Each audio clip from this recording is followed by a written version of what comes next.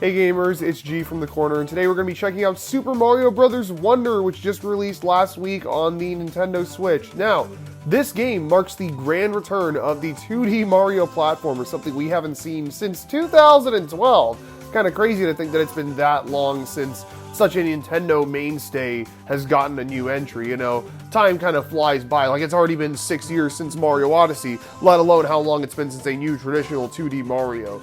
Now, granted, we did get the Maker games, but those are kind of seen as a different thing by some, and I guess now by Nintendo, because we do have another brand new 2D Mario on the Switch. And, you know, it's really funny because the last 2D Mario we had was New Super Mario Bros. U, the fourth of the New Super Mario Bros. Series, which kind of started as like a throwback sort of deal, you know, hey, we haven't done a 2D Mario since the 90s, let's throw out a new one on the DS. But the games were never really that innovative or that interesting. They really, in reality, if you think about it, 2D Mario has not progressed since the 90s, really, because New Super Mario Bros. Was just a throwback to Mario 3, Mario World, and the subsequent games followed that formula. So this is the first time we're really seeing 2D Mario in peak form. This game isn't a throwback. This is a next step for 2D Mario. This is 2D Mario after we've seen hundreds and thousands of other 2D platformers from developers big and small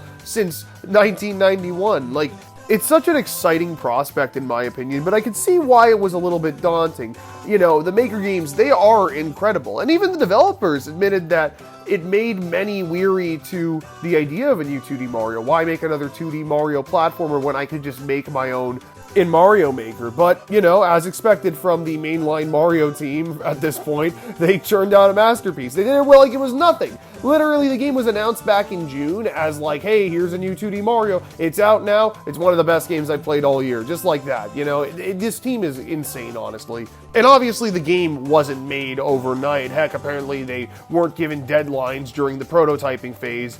But for being something that, in my honest opinion, is on the same level as 3D Mario, I'm shocked how quickly they churned this. They just announced and churned this one out. But yeah, you know, let's talk about that. What does Wonder do? What makes Wonder so, hate to say it, wonderful? Let's find out.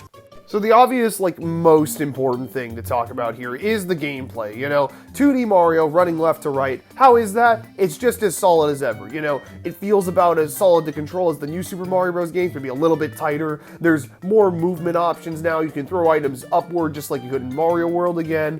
They even give you an assortment of characters to play as this time, you know? It's not just Mario, Luigi, and like two Toads. You get Peach, Daisy, Toadette, even some easy mode characters. You see, all the regular characters that I just listed, those guys all play the exact same. But if you want an easier time, you don't want to take damage, such and such, you can play as one of the Yoshis who have their own abilities, or Nabbit. Granted, they can't get any power-ups, but, you know, it works very well as a beginner mode, and considering some other things I've noticed about Wonder's design philosophy that I haven't really seen talked about yet, I think these guys are more valid than ever. You see, in most Mario games, the signature power-up, or at least one of the power-ups, is something involving flight. Something that, you know, is a power-up, but really it makes the game easier. You can now slowly glide as Tanuki Mario. You can glide and fly as Cape Mario. Usually it's glide, glide and fly, glide and you get a boost in the air. It's one of those, right? But this time there are no power-ups like that at all. You simply have the Fire Flower and 3 new power-ups that are very cool and very useful in their own right, but they aren't all just, none of them are just like an easy mode, you know? There's no, oh, this one lets you glide or whatever. You know, Elephant Mario, that's the big new animal power-up, but it's not like you can glide with it. It's useful in like certain puzzles, instances where you need to spray water or you need to push a big object, but it's never something that you always want to have 24/7. In all honesty, I love this. Like, in any other 2D Mario, there's always that mentality of, oh, I gotta get this power up because it's gonna let me move better, it's gonna let me glide, it's gonna let me make jumps easier. But in this game, I'm just chilling, you know? Oh, power up, cool, let me grab it. Okay, cool. You know, it's just kind of that feeling of, yeah, I'm content, I'm happy. And honestly, the fact that I can say that, that just means a lot to me. I really love that feeling playing 2D Mario. But it's not like these helpful action-based abilities are gone. Now they have this badge system where at the start of each level you can equip one of many unlockable badges that give you some extra sort of ability. So you want to glide like the Tanuki suit, you have this parachute cap you get. There's a bunch of jumping options, all moves that are kind of pulled from prior Mario games, both 2D and 3D, that you get to mess around with. And there's it feels like there's next to no stone left unturned, aside from maybe the handstand into backflip from Donkey Kong 94. I didn't really expect to see that make it in, though. There's other moves that get the job done anyway. I really like these, honestly. I think it's a great mechanic. I always had the Mario Galaxy-esque spin jump equipped because it always helped me every single time. It's like, okay, I want to make a jump. Let me just use this thing. Boop, there you go. I could keep chaining. I could chain a wall jump to another wall jump by using that and getting back into the wall. It was very useful for me, and I'm sure people will find either that one or some other one useful. There's also some badges that are purely accessibility stuff, like, hey, you get more coins. Every time you get a power-up, you get this power-up. Blocks show up that give you extra platforms, and then some gimmicky ones, which are amazing. I won't spoil them. I think they showed a few of them in the trailers, but they're the best ones in the game because they're just they're so gimmicky. They change how you play the game. It's like a challenge run at that point. But all in all, I really love the new gameplay system here. It feels so refreshed from traditional 2D Mario. Lives are still here, which it's I feel like they're just there because it's a mainstay at this point. You got to have one of these 2D platformers still having lives, and Mario's going to be the one to do it, I guess, because, he's the one who started it, but, lives literally were never even remotely an issue. I would always have more than enough lives to get through each level. So, they're still there, but aside from that, everything feels just completely refreshed and regenerated, and I love it. I really love how this game feels to play and how the mentality I have going into each level. It led to a super fun experience. But of course, I cannot talk about this game without bringing up its namesake, the Wonder mechanics. Every single level, I cannot stress this enough, every single level contains a Wonder Flower, sometimes hidden but never really out of sight, that causes massive change within the level itself. These changes can be so many things. Maybe your character will turn into something else, environmental objects in the level will change. A lot of them were musical based, where a song will kick in and the enemies will start singing. There was always something unique going on in each level. Granted, not every single gimmick was the exact same. Sometimes they would get reused, but it was very, very rare, to the point where I would be completing the game, going up to levels I may have missed on my first playthrough, and I'd still find a new gimmick. Seriously, even towards the end of the game and then some. They always try and throw little twists on each of the gimmicks too. There's a lot of levels where you'll get the Wonder Flower and then the game will be collect a bunch of tokens. But, sometimes there will be a time limit, sometimes it's an open area, sometimes linear, and a few other modifiers, which I don't really want to spoil. You're gonna have to find those ones out for yourself. They're really cool. Now, I need to talk about the part in Wonder that just makes me, honestly, the happiest. Happier than anything else I have mentioned thus far. The aesthetics and locale.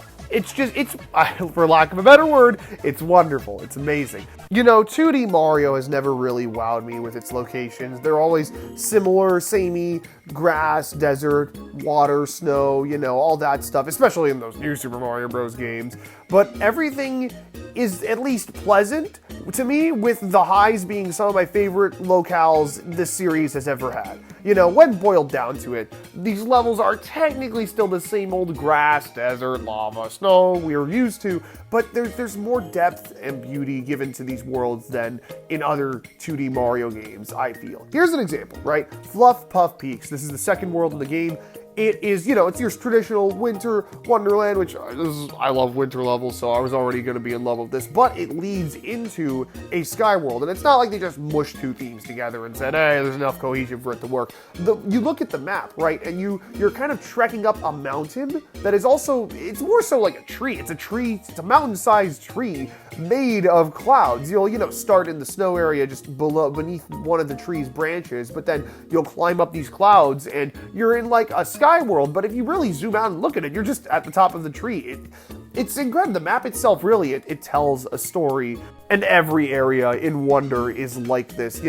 You're either progressing through multiple themes, or there's different ways you're progressing through the world. It's not often just a straight shot from start of world to end of the world. It's great stuff. There's even different types of levels you'll encounter. You know, you'll be going through the standard regular size levels, but every so often they'll throw in like a little break level that's a simple 10 to 20 second challenge. Maybe you'll find like a combat arena where it'll task you with defeating multiple enemies in a few rooms. There's these Wiggler race levels you'll find throughout I think the main overworld. It's there's just so much. There's so much here.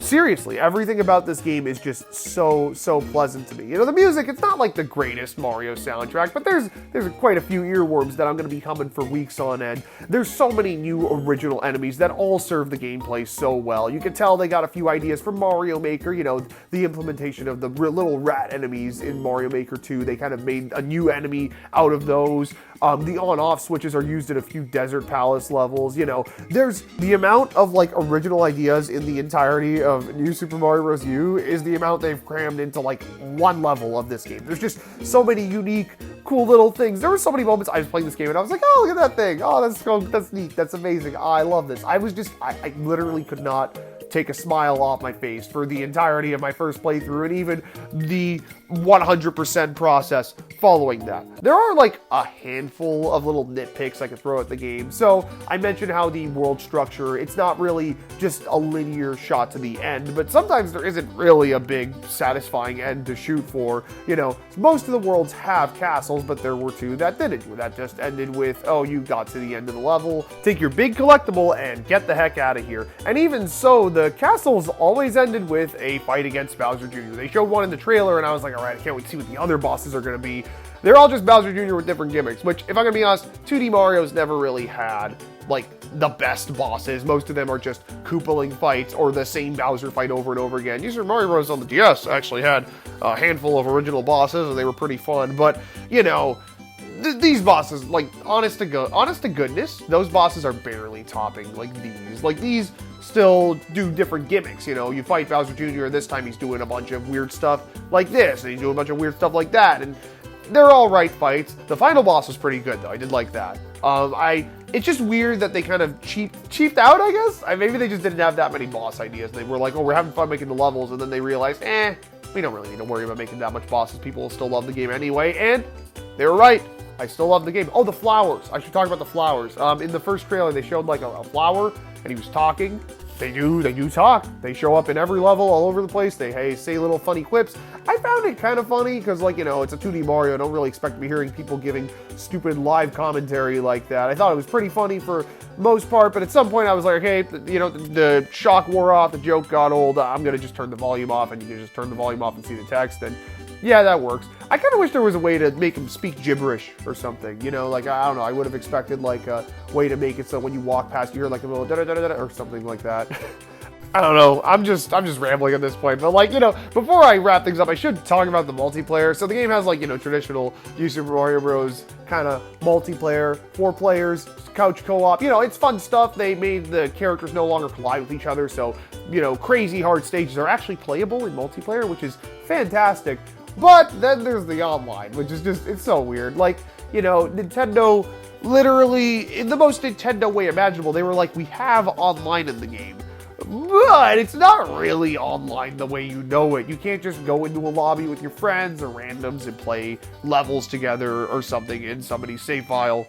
No. Instead, you turn on the online mode, and now you can see a bunch of players around the world playing levels at the same time as you are, and like then you can interact, kind of like if you die, you're not going to immediately die, you just turn into a ghost, and if you touch them or a standee they dropped, then you get back into the game, and you can still, you know, play with friends like that. You can even make lobbies and do like online races. Look, it's cool, right? It's just so weird that they didn't want to like put in the option for friends to play together. I think it's really just like, the more I think about it, the more I'm like, you know what? Nintendo knows their online is bad. They know for a fact that if this is a good mode and people like the mode, that they're going to get a lot more praise than they ever would have gotten if it was just the standard online. And that probably wouldn't have even worked very well, though I remember 3D World working pretty good. I don't know, I don't think it would disconnect very often. They put multiplayer in 3D World. That's such a weird thing to me. It's like they did this for Mario Maker, didn't work very well. They did it for 3D World, worked pretty well, and then they said, no, we're not going to do it again. I don't get it, but you know what? Honestly, it's not a big deal. I played most of the game. I mean, I was fortunate to have played my first playthrough of the game entirely in co-op, actually. It was just, you know, a midnight launch. Let's hang out. Let's play through the game. Oops, we got the whole thing already. My bad. But 2D Mario having like multiplayer nonstop, it's not really the biggest concern for me. You know, when I go back to this game, it's mostly gonna be in single player, and that's totally fine. It's just, you know, I don't know, it would have been nice to have the option of actual co-op, but whatever, I'm not gonna lose sleep over it. Overall, I love the game. It's phenomenal. It might honestly be my game of the year. I'll get back to you when I do that video, but yeah, I'm so satisfied with this game, genuinely. Like, it's so weird. I haven't played a game, I can't think of a time where I was this excited for a game, played it, beat it, was like, that's amazing. I don't really care if we see another one like anytime soon. I feel like people are already going to be jumping because that's where the conversation always goes. What's next for 2D Mario? What's going to happen next? I'm happy that, you know, 2D Mario, until literally now, until this game, I was like, I don't really care to have that again. I loved Mario Maker. I think it's amazing. Honestly, I still think Mario Maker 2 is better than this game. But you know, 2D Mario, unless they have some crazy ideas, I don't really care to see it. And lo and behold, they had some crazy ideas, so I cared to see it. But, you know, it was just those ideas. I don't think you could just churn out. I don't want Wonder 2, is what I'm saying. I don't want the next Nintendo system to come out and then for Super Mario Bros. Wonder 2 to follow shortly thereafter, where it's mostly the same thing. They have new power-ups, they have new stuff. If 2D Mario is going to get another entry, it needs to, again, you know, like how those original 90s games looked and played. You know, they were all very, like, different, right, from each other. Mario 1 came out. Mario 3 was a different beast. Mario World was a different beast. Different time, obviously. You know, game development was different back then. But still, I think even if I'm waiting another 10 years for the next 2D Mario, not Mario Maker, I want Mario Maker 3 ASAP on next system. Please, Nintendo. Please, please, please. But yeah, if I'm waiting that long, I don't think I'm going to mind that much. This is the best 2D Mario game, easily. It honestly might even hold more value to me than some of the 3D Marios. I can tell you this right now. I think the only real comparison this game has is like Mario 3D World, a game that also throws in tons and tons of original ideas, doesn't limit itself to very basic world themes, has very pleasant music, a very appealing art style, tons of unique enemies, you know, similar concept. But honestly, right now I like Mario Wonder a little bit more, and I might revisit it more often. I don't know, get back to me on that later, but this is a very, very good game, a must-play on the Switch, and I'm still shocked we're getting games this good on the Switch this far into its life cycle. Yeah, buy this game. If you have the time, the funds, you really want to play a new 2D Mario, if this looks appealing at all, even a little bit, buy this game. Highly, highly recommend it. But yeah, that's going to wrap up today's review. Thank you so much for watching. I will see you guys on the next one. Be sure to like, comment, and subscribe, keeping yourselves cornered for more gaming coverage and reviews just like this one. I will see you guys very, very soon. Later.